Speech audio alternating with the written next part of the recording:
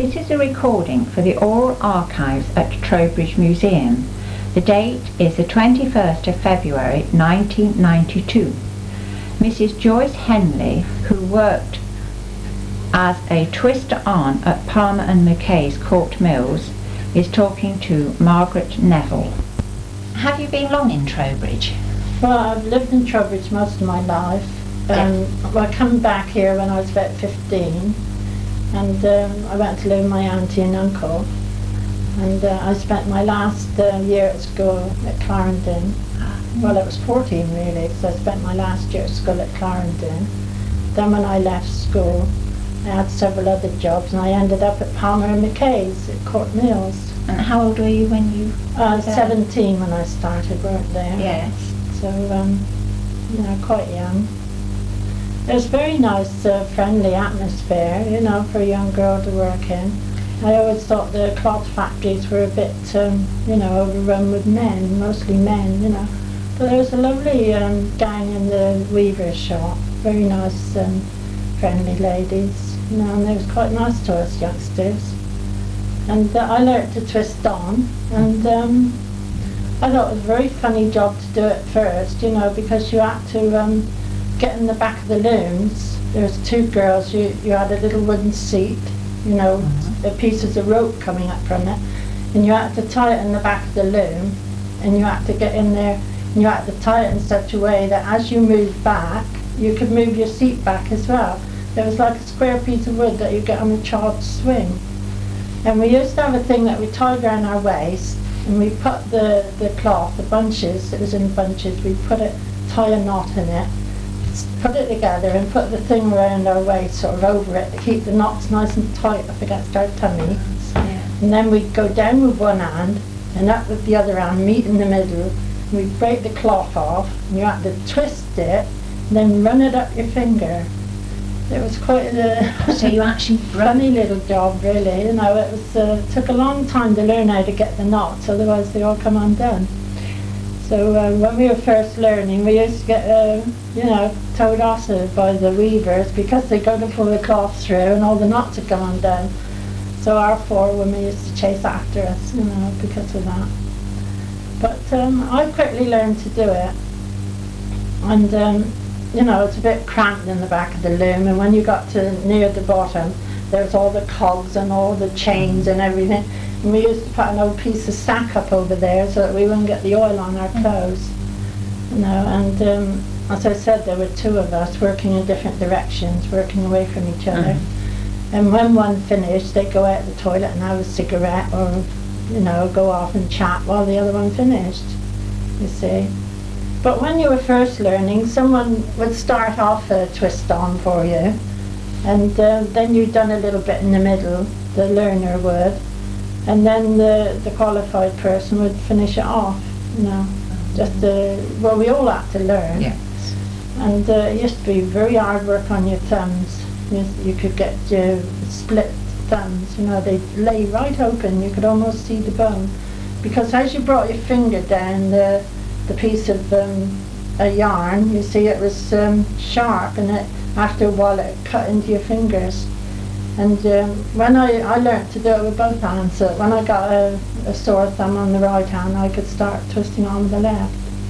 And there was only two of us who could do it both hands, so we were in demand really, which meant that we didn't get much of a break. All the others could be up the loo having a cigarette, and we'd have to carry on working. So we made a rod for our own back really by learning to do it with both hands.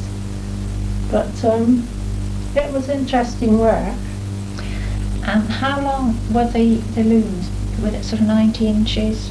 Well, I'm not quite sure. I mean, it was full size looms like they had in the cloth factories, They had a couple of smaller ones, but not very many. There was usually big full-size looms, massive, great big things. It used to take us an hour to do a twist on, and so no more than an hour, because as you got into it, you could go quite fast. You could sort of like that. Your hands are like that all the time, and each time your hand went like that, there was another piece of yarn broke off and twisted. And you just kept going in a rhythm. You didn't even look to see what you were doing. You'd listen to the wireless coming over the through the microphones, you know, and there was the looms all around you, and you couldn't hardly hear a thing, only sort of vaguely hear the music, and you couldn't even hear one another. You sort of more or less sign language, you know, to one another. And yeah, it was quite quick, unless you got a difficult one, you know, where you had to take it a bit slower and make sure you got the pattern right. But you couldn't go wrong, because you had the end of the old cloth was in bunches, and the beginning of the new one was in bunches, so you just sort of took bunch for bunch. And you always have your oil can, so you could put some oil on the one that you were twisting the end of the old cloth, so that as your hand comes down it's nice and slippery. But then again, if you had too much oil, that wouldn't work either, because you couldn't twist it properly, it'd just slip out of your hand. So same as everything, you know, you've just got to have it going nice and smooth, and you just learn as you go along. But Linda Wrigley, she rang me the other day and said that it took some man quite a long time to tie on. I thought you were going to say it took you 2 or 3 days when you said an hour. No, it took about an hour to do a twist on. There were a lot of looms then? Oh yeah, there was quite a huge shop, you know, with all these looms in it. Can you remember how many? I expect there were about 150 easily. Yes. So there were about 6 of us girls, you know. Some days we wouldn't have very much to do, so when we didn't have much to do, we used to do other jobs. You know, we go out and out with the quill winding, and we'd do serving up to the people who used to draw, to do the drawing. Or we'd go into other parts of the factory and help out, you know, where we needed done. But usually we'd clean up, you know, and brush up and things like that. But hardly ever did we go along without having a twist on, because we had a rotation, you know, and you'd sort of be your turn, and then somebody else, and like that, you know, you sort of took your turn. So nobody was ever sort of saying, oh, you know, I've just done one. But I mean, if you were the only 2 girls in the drawing shop and they had a twist on, you knew it was your twist on, you'd have to go and do it. But we kept pretty busy. As I said, it was a nice bunch of girls. And this was at Palmer Mackay's, yeah. And the part that I worked in is still standing today. It was the part where the park used to go along the bottom. It used to go past our window. Yes. And people used to walk past the window. You know, that piece is still standing. That part of the factory is still standing today. And the little piece where we used to do our, we more or less lived there really. It was like a little room that was sort of in the corner of the weaving shop. It was the little drawing shop, we called it. And it was just a small room in the corner of this great big weaving shed. And that's where we sort of hung out. And there was different things going on all over the factory and that. But I had to go quill winding a few times, but it was hard work. It was such a, you had one girl having to keep quite a number of weavers going, all the different colours and everything. And then just as you get a little pile up, the weaver would come and take them all, you know, and think, oh, that box is empty now, I've got to fill it up again.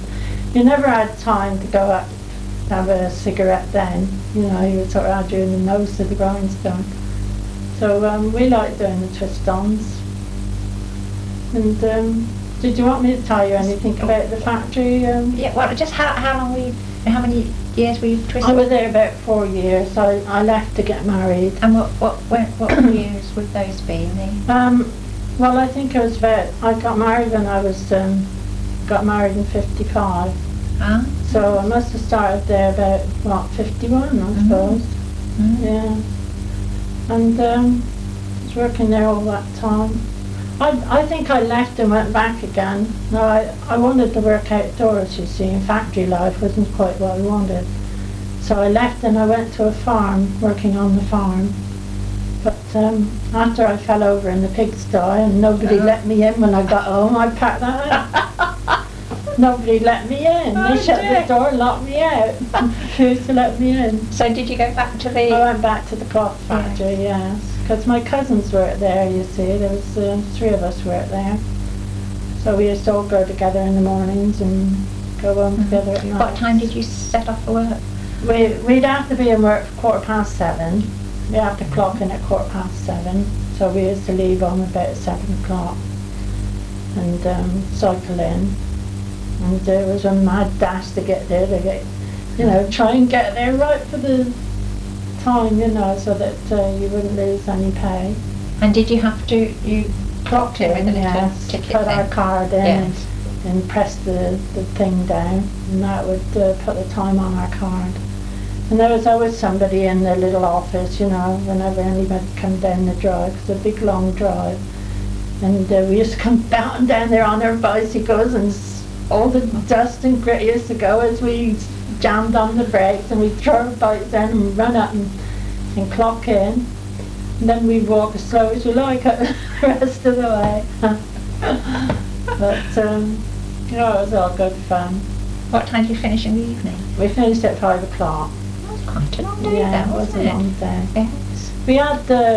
We had a routine where somebody, with the forewoman, there used to be an elderly forewoman when I started, and she used to always send somebody uptown, you see, to get some bits of shopping for different people, because the shops used to be closed then before the weavers went home, Yes. and they couldn't get anything.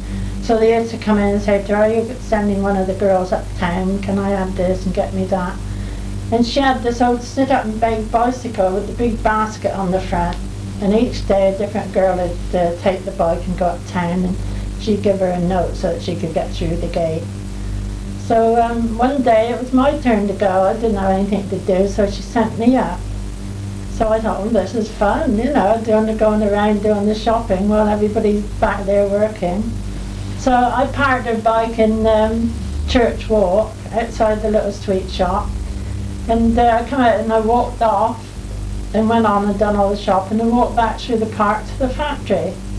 Then when I got back to the factory, I realised I forgot to pick her bike up. I had to turn around and go all the way back up town. I was worried in case the bike had been stolen, but there it was, sat there outside the shop. And the lady in the shop come out and she said, "I thought you'd forgotten all about your bike, you've been gone a long time." I said, "I had forgotten about it." I said, "I had to come all the way back up to fetch it." But I never forgot it again, I mean, that was, you didn't have to bother lock your bike up in those days. You just park it anywhere and no one would touch it. So during the day in the factory though, we'd have a couple of tea breaks, so we didn't have time for breakfast. So we'd have a tea break about 10 o'clock. And the bigger, and the forewoman used to make the tea. Just outside of our little place, there was a long wooden table with a seat along by the wall, like a bench seat. And she used to have the big tea urn on there, and she used to make the tea. And we used to get these great big thingfuls of cakes, the trays, wooden trays with these beautiful lot of cakes. Everybody used to, line up and choose which cake they wanted. Did you have to pay for it? Oh yes, we had to pay. And so, we used to, in the mornings we were allowed to go over the shop, which was just at the bottom of Ashton Street there. There was a little shop there then. So we used to go over there in the mornings and get things like biscuits and different things, and come back and have a tea break. But in the afternoon we had these cakes. There was always 2 girls had to go over the other side of the factory to the mending shop, and pick these cakes up. Because the baker used to bring them down, and leave them there. And we had to go over and collect them. And we used to, coming back, we used to love when it was our turn, because we always had the first choice of the cakes. So coming back, we just, shall we have that one, shall we have that one, But, it was a good time. Really nice working there. And things aren't the same now, it's all sort of very scurry now. It was just sort of a nice, slow, pleasant. Did you have any outings, sort of factory outing? No, we never did go on any outings. We used to have a Christmas party. We used to save up all year for the Christmas party. And I remember I had chicken pox one year, and I'd been saving up, paying in, you know, every time you got your wages you paid 2 shillings in for the Christmas club. And I was paying in all year, and just before Christmas I had chicken pox. And I couldn't go to work. You know, the doctor said don't go to work because everybody would be getting it, you see. But it was just going, I just had a few spots on my face and I felt alright, you know, and I thought, well, it's Christmas party tonight, I'm not missing that, I've been paying in for it all year. Because you wouldn't get your money back, you see. So I covered my face with this calamine lotion and I looked like a white ghost, you know. And my auntie said, stick some rouge on. She gave me some browny colour powder and she was putting it on. She put some rouge on my cheeks. Then she put this powder on, and then she said, go in late when everybody had a few drinks and I want to notice all these spots on you see.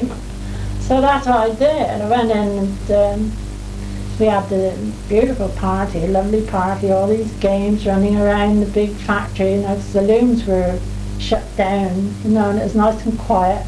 They played all this hide and seek, and all these young men and that, if they caught you, they kissed you, you know. You had to pay a forfeit if they caught you, and there was all the bosses chasing all the girls around, it was all fun. And that was alright, and when we all went back to work after Christmas holidays, everybody was down with chicken pox.